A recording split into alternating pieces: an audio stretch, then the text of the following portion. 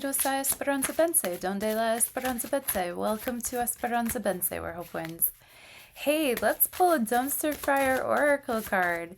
And welcome to your Leo new moon solar eclipse. I'm sure that you have already tuned into my live stream. If not, clicky clicky. Please like, share, subscribe, tell your friends. Heck, tell your enemies, you know, it could be... Actually, you know what? If they're your enemies, don't send them my way because they probably have bad vibes. Oh, speaking of vibes, hello. I pulled this one last week. Energy bubble and crystal consciousness. Energy bubble, mind your vibe. Not every vibe will resonate. Your bubble filters the energy, so let the good in, keep the rest out. Crystal consciousness. Live with intention. Your choices sparkle when made with purpose. Lead with intention and shine like a crystal.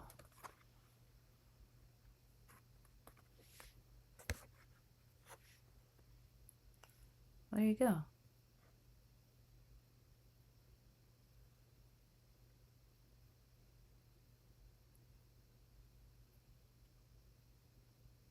Okay. Those are your Dumpster Fire Oracle cards for today. And we're going to pull... Bloop! We're going to pull your Quick Hits Tarot for today, 12th of August, 2026.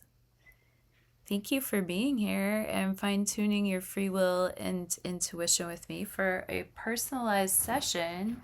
You know what to do. Hit the links and be sure to stay tuned after we pull these cards. We're going to focus in on the astrology for today. Oh, we got Ace of Cups. Wonderful energy. This is having the emotional overflow of just good vibes and good feelings when your heart is so full that you can't help but share, because that love comes from above. This Ace of Cups is the divine love that can spark off a romance, but it doesn't have to. It could be the divine love that you have for being of service. It could be the divine love you have for Jesus. You could be in divine ecstatic love with your garden blooming, with the rain falling after so many days of drought. The Ace of Cups moment is that refreshing and peaceful hydration that you receive when you bask in the glory and the love of, you know, the ultimate emotional satisfaction, which is spiritual. It's also the beginning of our capacity to be open to giving and receiving pure and intentional love. Well, how wonderful. So that will be our flavor for our Quick Hits Tarot reading for today. Solar Eclipse Day, 20 degrees and 2 minutes of Leo, new moon.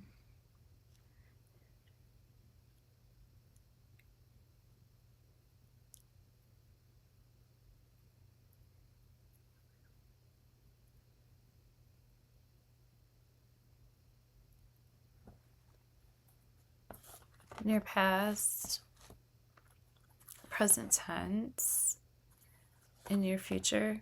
Oh, I just noticed too, this Ace of Cups card happens to have the moon in it.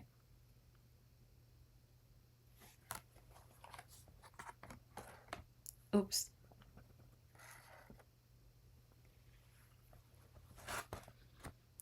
Near past, Four of Cups reversed. Present tense, Knight of Wands reversed.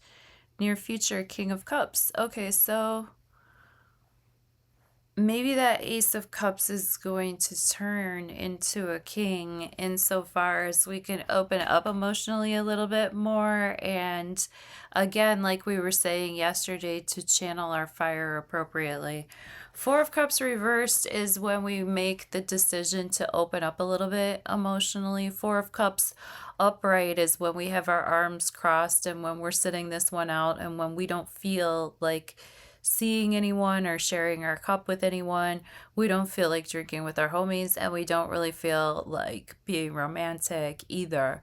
But with the Four of Cups reversed, we have to sort of open up our arms, open up our, uncross our legs, maybe stand up, shake our legs out a little bit, take a walk, see what's new, accept the cup that's being offered to us, accept that Ace of Cups that's being offered to us in the clouds as that final cup for this scene.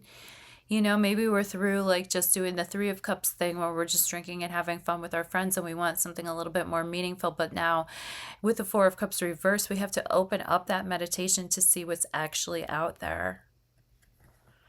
With the Knight of Wands reversed, let's just be, once again, especially for fire signs, Leo, Sagittarius, Aries people, or anybody with a lot of fire in their chart, which you and I, we have fire in our chart somewhere. It's either a house placement or we have planetary bodies there of some sort.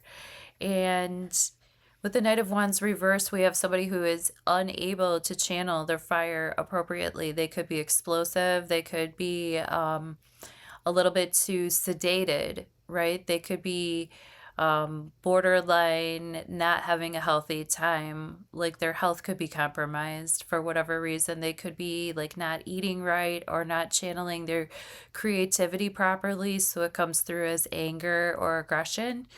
With the Knight of Wands reversed, this is also messages that can get jumbled, flirtations that can get jumbled. Knight of Wands upright is usually this like very sexually aggressive and also virulent, and he comes in hot, heavy, and fast, and this is like the passion that you see in the soap operas. But with the Knight of Wands reversed, there could be a misfire, like literally or figuratively. Somebody could be trying to express their passion and it's not coming through. It's not being well received.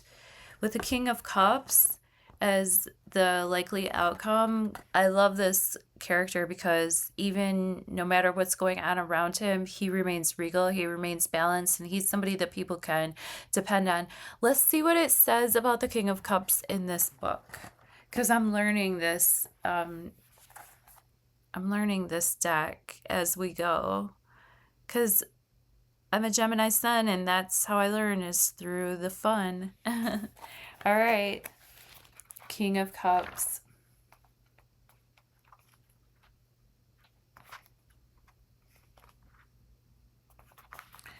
Okie dokie. The King of Cups. Okay.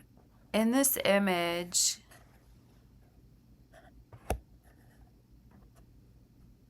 the light is like so bright.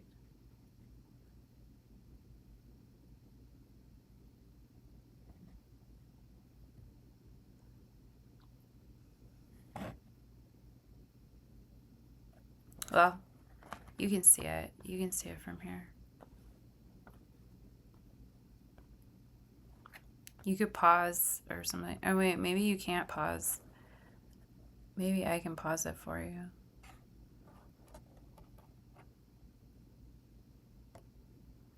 It's good enough. In this image, King Pest sits at the head of a table. He wears a crown of hearse plumes and uses a human thigh bone for a staff. Oh my heavens! The ragtag members of his court sit on a coffin, drink wine, and hail their king. King Pest believes himself a calm, cool, and collected ruler of a mighty kingdom. However, his domain extends no further than the walls of an abandoned undertaker's shop basement. King Pest drinks out of a large chalice representing emotion, fluidity, and imagination, all qualities that King Pest possesses. Poe's short story King Pest takes place in London during the Black Plague epidemic. King and court have contracted the plague and are dying, but they refuse to face that fact. Instead, they live out their final days in drunken fantasy. Two drunken sailors stumble upon King Pest's domain. King Pest demands that the sailors guzzle a gallon of black strap, or he'll drown them, as rebels in Jan Hogshead of October beer. They refuse, and a brawl begins. Amid the chaos, barrels are smashed, and a tidal wave of beer floods the basement. Well, goodness sakes, don't tempt me with a good time. The King of Cups is the ultimate boss card. He's creative, emotionally mature, and balanced. He's calm under pressure. He doesn't suffer drama and will drive off anyone negative or chaotic. This is especially true in the workplace. His moral compass is strong. He acts on justice and fairness, and he effectively manages his team and family. He creates an environment of emotional support and understanding. He's a people person who acts as a coach, providing guidance and sage advice. He strives to make sure everyone maintains a high morale. Above all, he lives in the moment and has fun. This card is a reminder to use your personal power ethically. Control your emotions and think before you act. In challenging situations, intellectualize your emotions but maintain empathy for others. Balance the goals of your team with the emotional needs of its members. Wow, this message is so apt for this day's astrology. So stay tuned for that. Holy moly. This is a very powerful deck. I'm like loving learning it. Edgar Allan Poe tarot deck. All right, love you. See you in a moment with this astrology. Happy new moon solar eclipse in Leo at 20 degrees and 2 minutes. What a beautiful, magical number for us to be working with. 2 and 2 is 4. 4 is a great Saturnian number of stability. Fourth house matters, a safe anchor for our chart, safe home life.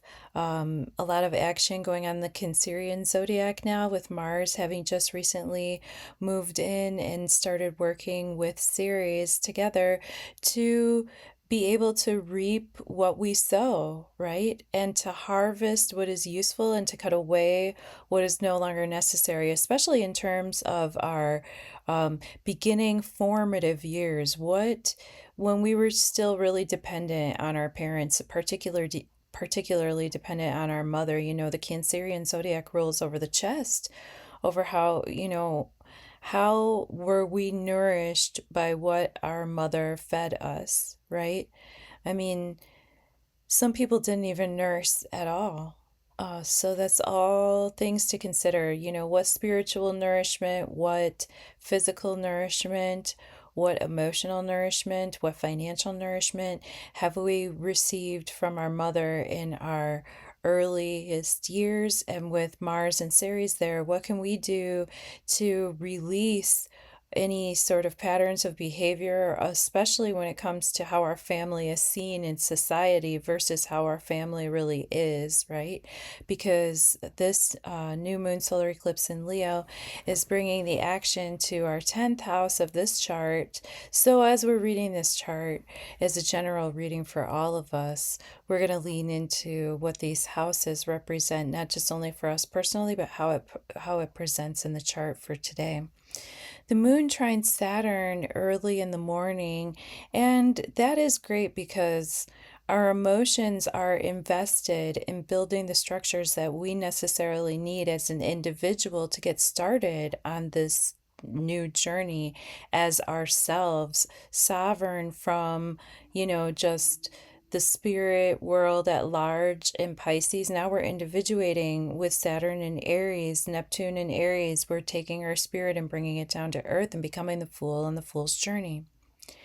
Mars is going to sextile Chiron later on in the morning. Mars sextile Chiron is an invitation to take something back from the past that has worked. Chiron's moving back towards Aries, so back towards our youthful vibes, back towards ourself, away from our need for handling our resources and back towards handling our bodily selves. With the Mars sextiling Chiron, Mars in Cancerian zodiac, like I said, working in conjunction with Ceres, Mars and Ceres making a sextile to Chiron invites us to, again, use our scalpel and cut out, literally, figuratively, or metaphorically, what is no longer needed near to our chest. The Leo solar eclipse comes in around midday, 12:36 p.m. Central Standard Time. You can adjust that to your time zone. And with this Leo solar eclipse, I would like to highlight a few things. Leo is the sun. The sun rules the zodiac sign of Leo. The sun is our heart, right? What we shine out, what warms us, what keeps us lit. And it's also the light that other people receive from us. So sometimes when the sun burns too bright or when we spend too much time in the sun, we can become sunburned. We need to shield ourselves sometimes from this Leo energy, depending on how and what angle, and if there's enough clouds in the sky to make it pleasant to be out in the sun all day. These are all considerations, especially as the moon, which is water, crosses over the sun, which is fire.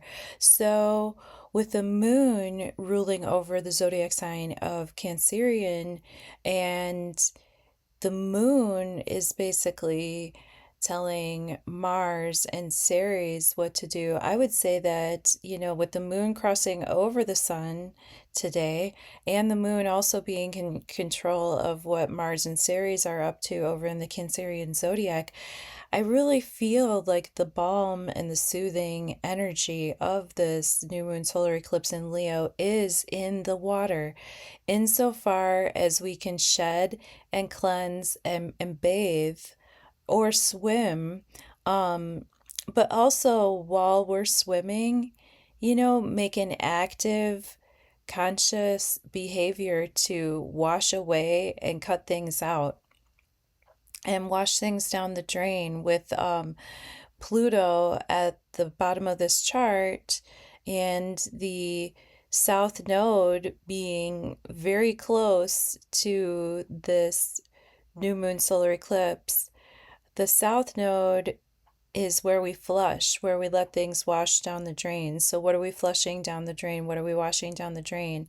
We're washing away some of the fullness of Leo, right? So we're washing away the fullness of ego. We're washing away the fullness, the brightest rays of the sun, we're washing that away in lieu of picking up for ourselves more of a cheering for the people vibe, a hyping other people vibe. Jupiter, I always say, is the hype man of the zodiac. Jupiter is in Leo and not too far from Mercury. So, insofar as we can communicate our hype and it's projected towards, there's that dynamic of us communicating the hype, but where are we speaking to? We're speaking to Aquarius. What's Aquarius? Aquarius is the vibe. Aquarius is the group.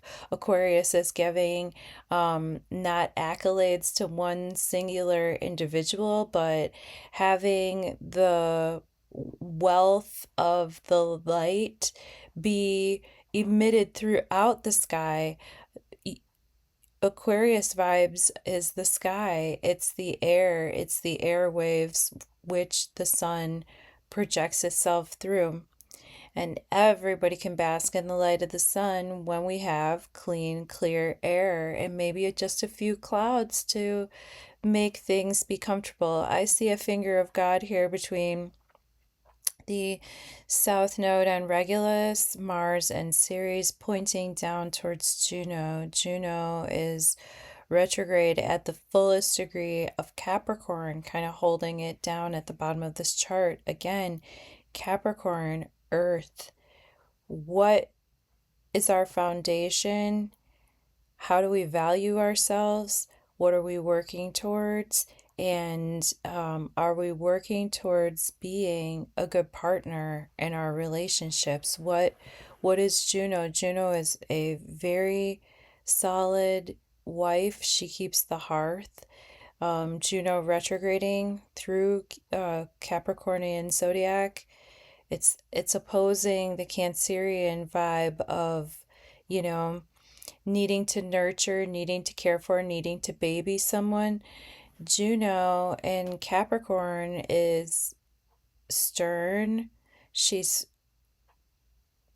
not taking any guff from anyone. She's not going to be babying you, but she will definitely have your back if you need a loan. She will definitely be a good partner in society. She will definitely be a business-like communicator that will get things accomplished. I'd also like to point out that in yesterday's KWIK HIT Tarot reading during the astrology part, I talked about how to find music in this chart, how to harmonize with these background noises. That background noise can become harmonics depending on our interpretation of the sounds and how we alchemize these sounds to make sweet, sweet music with our day, right? I see music in the chart, I hear music in the chart, and we'll get more into that as time goes on.